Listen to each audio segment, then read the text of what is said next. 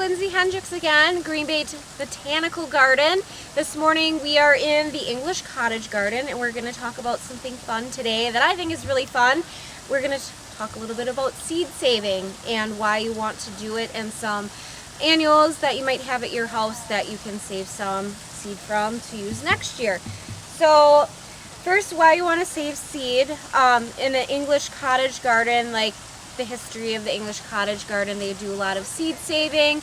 They didn't have a lot of money, so it was a way to save money. They would trade and swap seeds with friends and neighbors, and it was a way to kind of save seed when they didn't have a lot of money to buy new stuff every year. And then if you have plants that you really like in your yard, you know, that have really great flowers and have some crossbreeding going on, you know, save the seed from those flowers so you can continue growing them for years to come. So, and it's also, if you have seed that's really hard to find or really expensive, seed saving saves a lot of money there too. So, and it's fun to do seed exchanges with your friends as well if everyone collects different seeds to kind of swap. And a lot of times when you buy a pack of seed, it comes with hundreds of seeds in a pack and you might only need a couple dozen, so it's a good way to not have to buy hundreds of seeds just to get a couple plants. So I've got a few examples here of some flowers that I'm saving seed from in the cottage garden.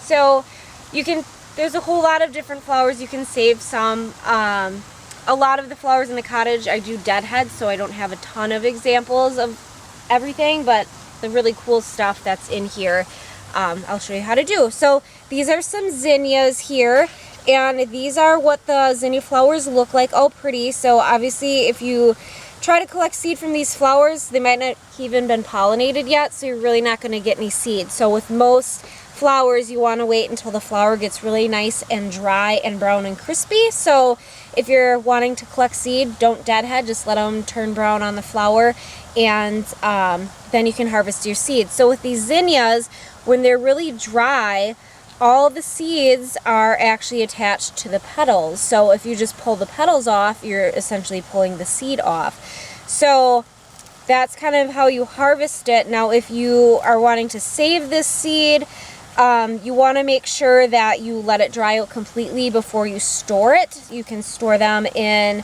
plastic Tupperware containers, paper envelopes, plastic baggies. You just want to make sure they're completely dry before you store them so you don't have mold and it doesn't destroy your seeds. So you can store them in a refrigerator if you want. You can store them in like a dark, cool location in your house. You don't want to store them like in your garage or your basement because the humidity and temperatures might fluctuate a lot. So you want the temperatures to be consistent and the moisture to be dry. So that's a little bit on zinnias. Another easy one to collect seed from are nicotianas, or flowering tobacco.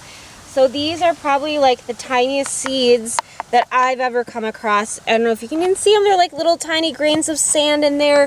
So these are really fun to try to plant early in the little cells, individual cells, to pick them out. So my favorite way to disperse these seeds is actually just shake your seeds out in the garden bed and then they'll come up next year. So with the nicotianas, you want to wait until they get nice and brown like that. That's when the seed is ripe.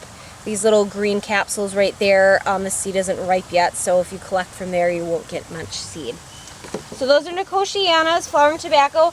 Another one that's pretty cool and easy to save from, this is a four o'clock or mirabilis. This is limelight as the cultivar. It's got hot pink flowers, but this guy is really easy to save some. It's got really big seeds.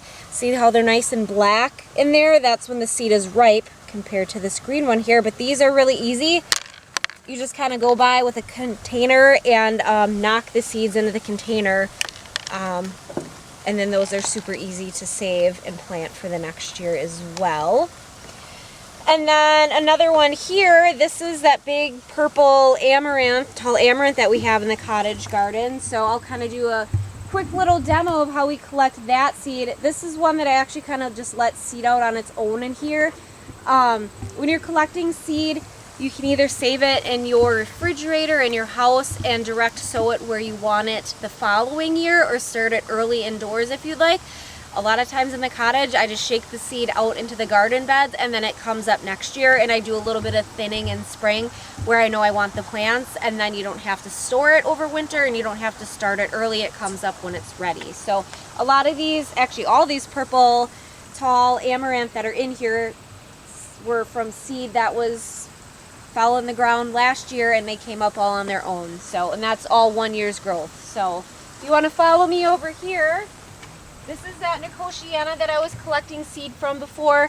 So you can kind of see some of these dry little seed capsules. Those are the ones that the seed can be collected from. I usually just let this fall on its own, and then they come up in the cracks and other places you wouldn't be able to grow them because they came up where they wanted to. So this is that tall amaranth here. This is really easy to collect seed from. You want to wait until you start seeing some browning and drying of the flowers. You can see this one right here has got a lot of dryness to it. That means the seed is starting to ripen. Or if you see birds eating a lot of your seed of any of your flowers, that means it's ripe as well. So using critters, chipmunks, mice, birds, they're eating your seed, it means it's ready to harvest. So this one is really easy. You just essentially go beneath the flower and just kind of shake it a little bit, and then everything that's ripe will fall into your tray. So you can see all those little black seeds in there. Those are the amaranth seeds. So you can save those for next year planting, or just sprinkle them in the garden where you know you want them to come up next year, and then thin them out in the spring, the ones you don't want, and then you'll have your nice big flowers in your garden. So those are cool plants that we save some seed from here in the cottage garden. But I'm going to be posting some really great resources on our website that go into a little bit more detail and a lot of different examples of flowers that you can save from.